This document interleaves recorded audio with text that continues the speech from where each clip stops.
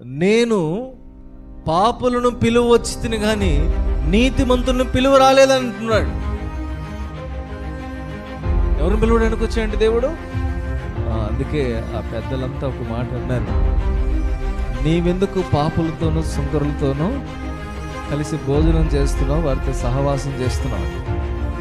దేవుడు ఆ మాట మాట్లాడుతున్నాడు, నేను పాపులను పిలువ వచ్చితిని కానీ నీతిమంతులను పిలువ రాలేదని. మనమందరం పాపులమే. పాపపు జీవితం మానవుని జీవితంలో ఏలుబడి చేస్తూ ఉంది. ఇప్పుడు దేవుడు ఎవరికి కావాలి? నేను పాపిని అని ఎవరైతే తమను తాము తెలుసుకొని తమ తప్పిదములను జ్ఞాపకం చేసుకుంటారో వాళ్ళకి దేవుడు అవసరం. ఆకలి కొనిన వానికే కదా ఆహారం అవసరము, వస్త్రహీనతలో ఉన్నవానికే కదా వస్త్రం వీళ్ళకి అవసరము, పాపములో ఉన్నవానికే కదా రక్షణ యొక్క అవసరం. ఈరోజు నీకు నాకు ఆ రక్షణ అవసరమై ఉన్నది కాబట్టి రక్షణ అనుగ్రహించగలిగిన దేవుడు కావాలి.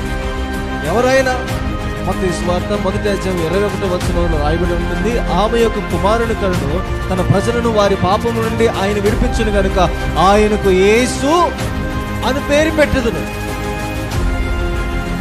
ఎవరి పాపముల నుంచి? వారి పాపముల నుంచి. అవసరత, రక్షణ ఎవరికైతే అవసరత ఉన్నదో వారిని విడిపించడానికి రక్షకుడు అవసరం. ఆయన పేరు ఏం పేరంట?